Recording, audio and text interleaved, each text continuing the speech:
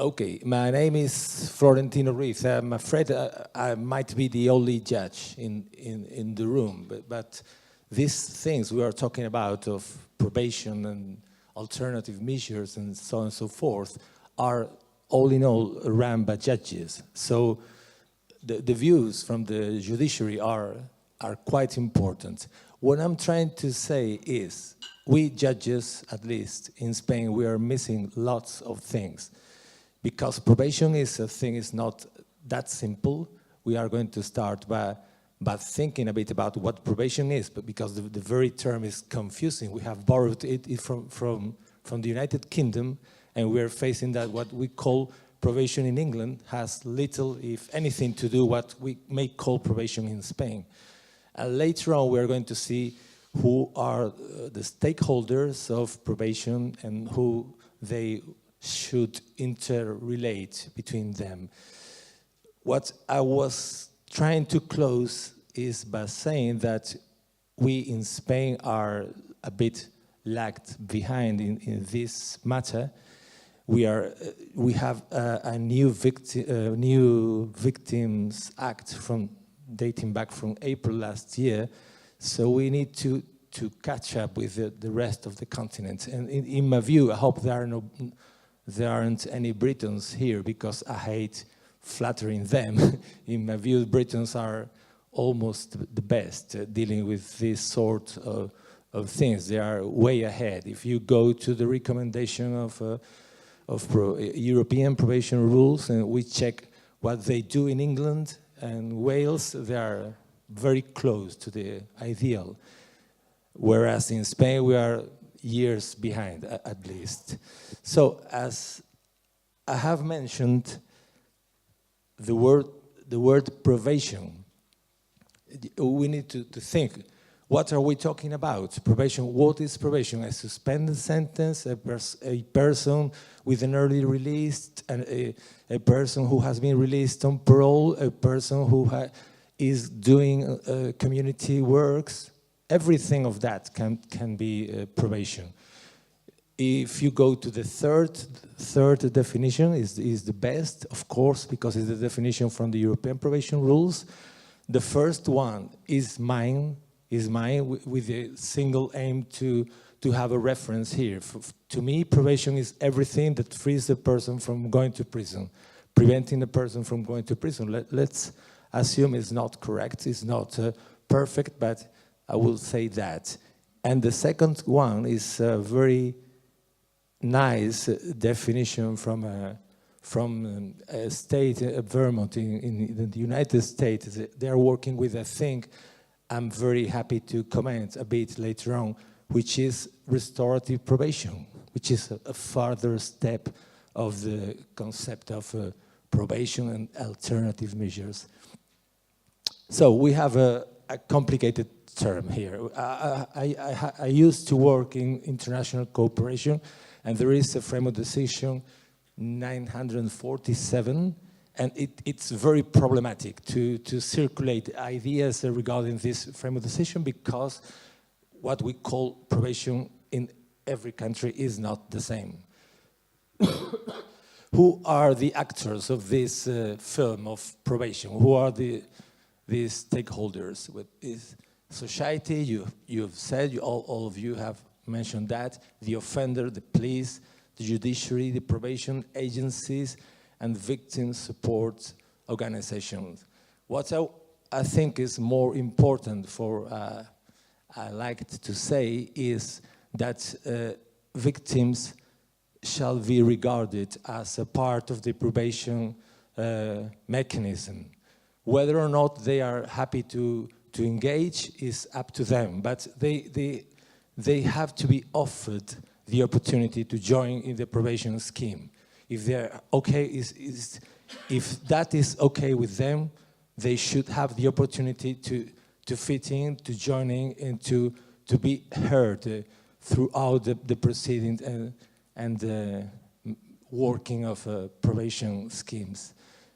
And the other thing is the judiciary. I've been working as a judge for 24 years. In Spain, we have a very weird system allowing people to become a judge at the age of late 25, what was my case. It's not very sensible, but it was like that.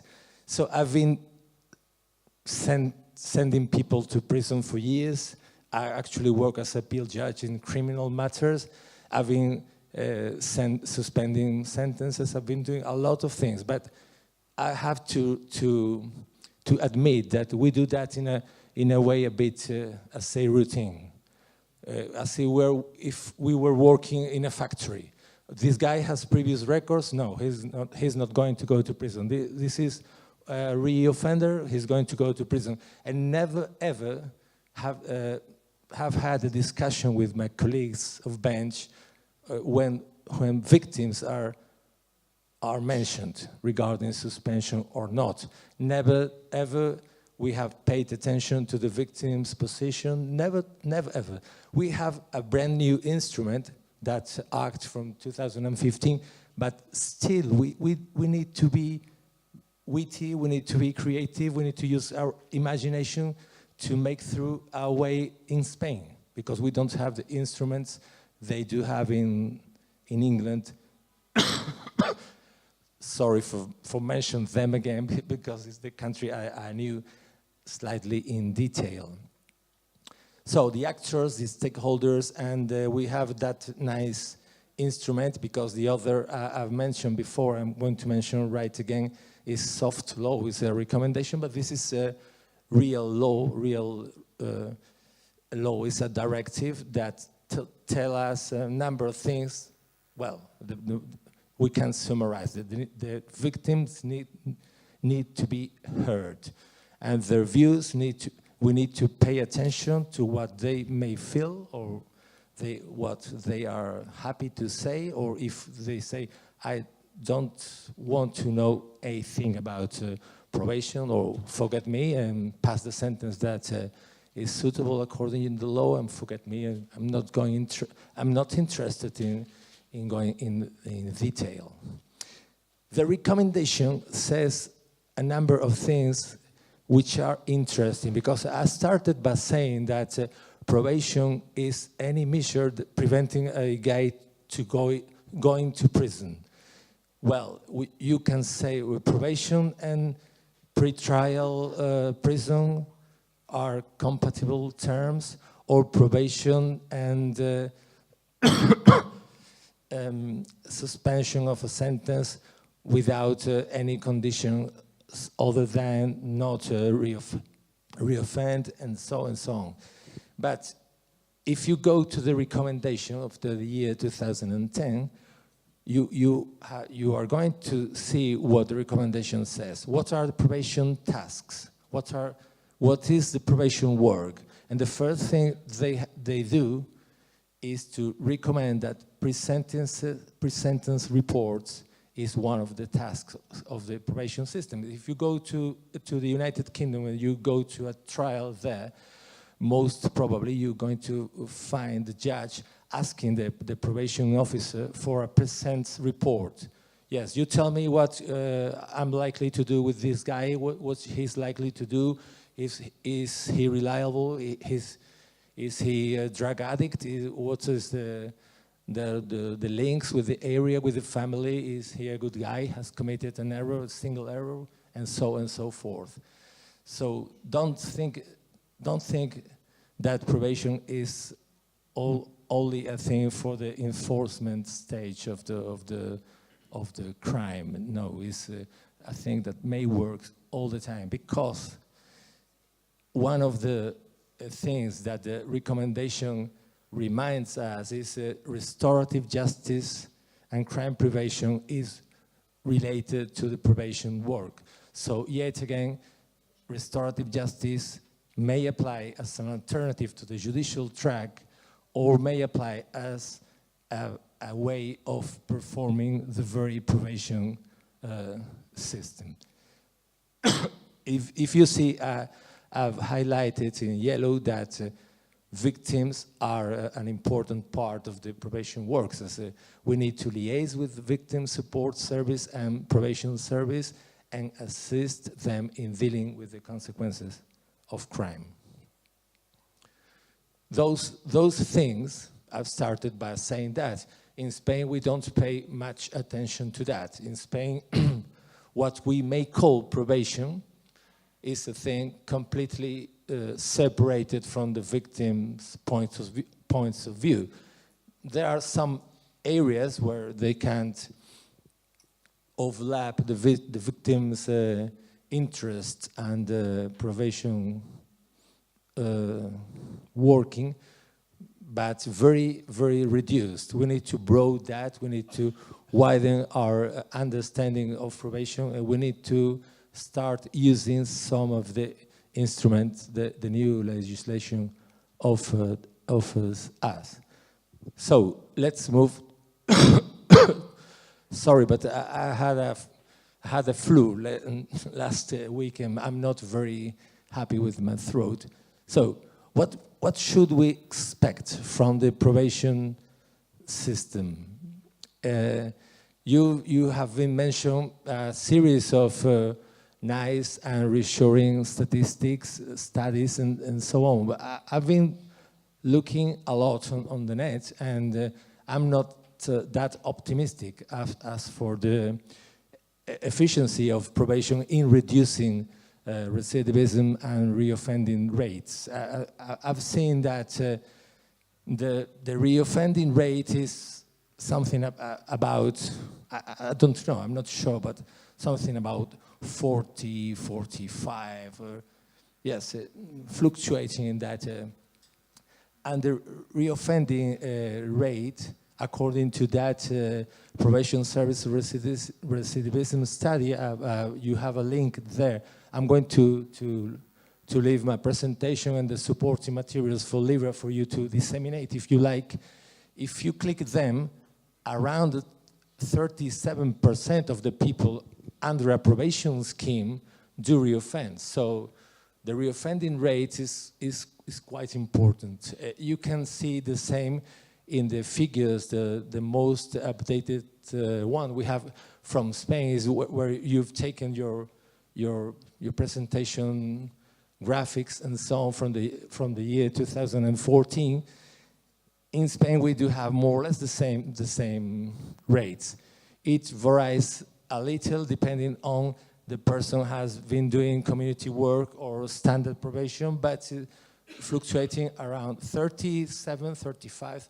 It's a high rate of reoffending. So it's not the thing we are going to resort to probation and everything is fixed and the people do not reoffend and so on. And there is a series of factors that you cannot avoid by using probation track. It's the gender, the age, the social background, the drug addiction problems. It's very difficult to tackle if you don't put into force a really solid scheme of probation. But if we talk about reparative probation, I've seen studies from the island and that study from Vermont University, and they are very happy. If you go down to the bottom of the slide, they have found in Vermont that restorative probation reduces recidivism by 23% and by 12%, depending on the cases. Is a reduction tax that operates if you compare standard probation with restorative probation. That doesn't compare standard, let's say, standard recidivism with probation, restorative probation recidivism. But there is a very interesting thing. If you remember, I've just quoted the recommendation of European probation rules, and the recommendation says one of the things probation is about is restorative justice. We do have restorative probation in not many countries in Europe. I think there are serious schemes dealing with that kind of probation. In Spain, as far as I know, I would say 90% of the judiciary are not familiar with this kind of probation and with this possibilities, so I'm not very optimistic regarding this. Never heard about that being put into force in Spain, but we do have that as an alternative to the alternative to send people to clink, which is the probation, standard probation. This is an alternative to standard probation. What they have found, they are very down to earth and very straight and very reliable people. They've said, well, the bad news is victims are not very much into getting into restorative probation schemes. Only 1 out of 10 victims is in favor of engaging in such a scheme, but victims are happy knowing that if they would have liked, they would have had the opportunity to join in this scheme, and the operation is more or less the same as a traditional restorative justice, to have a meeting, to offer first to the perpetrator if they're happy to engage, later to the victim, to decide to apologies, to how to compensate, how to perform community work related to the crime committed, and so on. But this is a nice alternative. I thought it was worthwhile to mention. Let's say a bit comparing our two countries, the United Kingdom and Spain. What they do in the United Kingdom is, first of all, having a victim contact scheme, which is a guidance document of 270 or more pages, when you can find a complete guidance of what probation is regarding victims.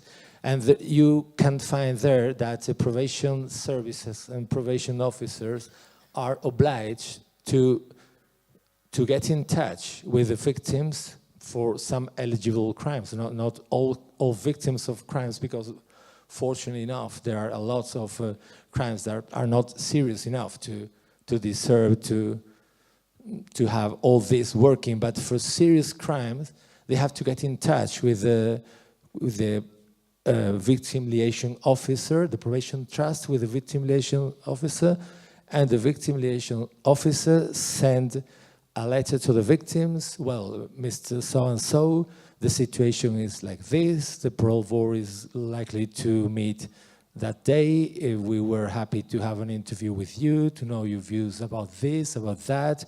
Are you happy meeting with us? You don't need to be disturbed at all. What are your feelings? You can make representations that are going to be assessed and taken into account regarding the early release of this guy. You can take for sure that we are not going to release that guy unless we are safe and sure that he's not going to reoffend, he's not going to disturb you. So they provide legal information, lots, and they provide personal reassuring to the victims. This is very important.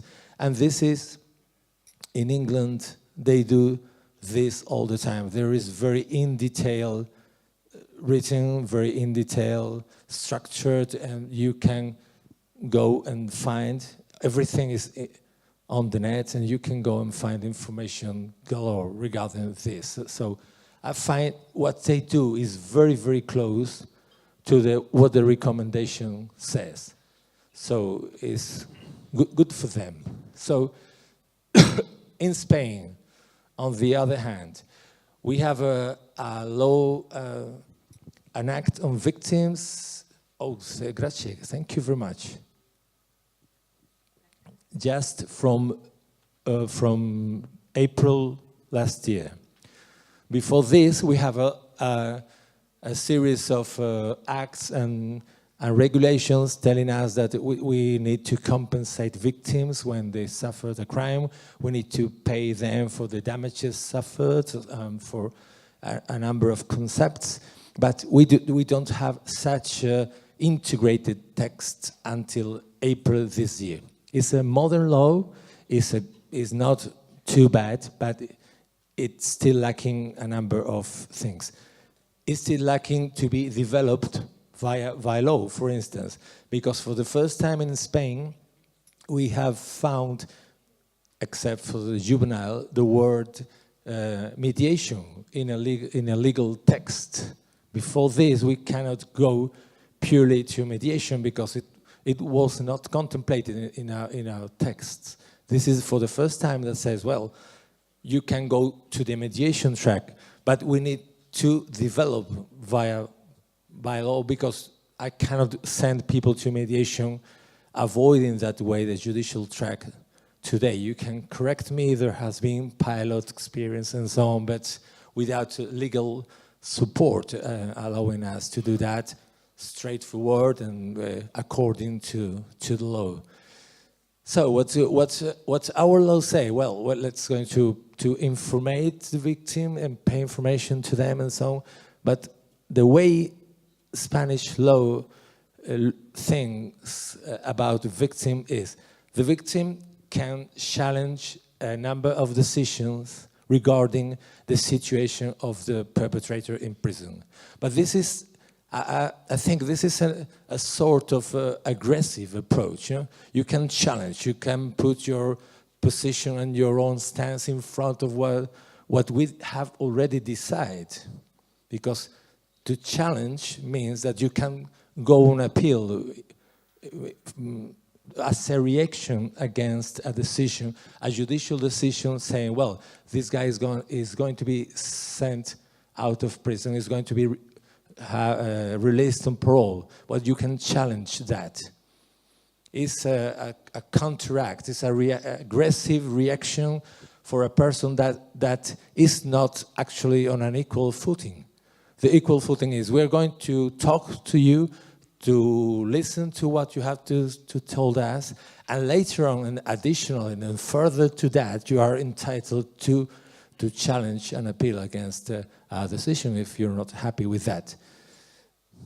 This is complicated. I'm going to touch it a bit more in detail tomorrow if I had the time, but that sort of provision has expanded the position of the victim, because victims, even though they are not a civil party, a party to the criminal proceedings, are entitled to challenge those decisions. And on the other hand, the information set is not as comprehensive as it should be. And but last thing I would like to say, because I know you are very tired and you've been very interested in this long session. The last thing I wanted to say is the way we work in Spain so far is when the penitentiary civilian judge, this is a very strange figure, but you do have this in Italy as well, but in most countries they don't have. But you're familiar with this in Italy. When the penitentiary civilian judge is thinking about granting parole to an inmate, or to granting a person a third degree or an early release or whatever, they do have social workers to assist them. Very few, if that's the truth, very overwhelmed with workload and work paper and so on, but they do have. On the other hand, if we judges, before passing a sentence, or when we are deciding whether or not to suspend a sentence, or whether or not sending a person to pretrial custody, or confirm or quash a decision from a lower court regarding pretrial custody, we don't have such social workers. We used to have social workers attached to the courts, but the lawmakers or the administration decided that centralizing social workers to the enforcement stage, this is to say very close to the penitentiary civilian judge, was more effective. was cost-reducing tool, of course. But when I started to work as an appeal judge 13 years ago, I've been sitting at the higher level for 13 years now, we do have social workers, and we used to call them every now and then. Come here, what about this guy? Well, Your Honor, if you give me 2 days, I'm going to that neighborhood, a very depressed area. I'm going to talk with this and that. I'm going to do some researches for you. If we trust that guy, what's your view? Well, if Your Honor allows me, I'm going to talk with this and that, with the detoxification center, with the priest of the area, well, whenever the person is. And they were very useful for us. Nowadays, we don't have such a, well, in theory, we can resort to the social workers attached to the penitentiary services, but this is a cumbersome, long track.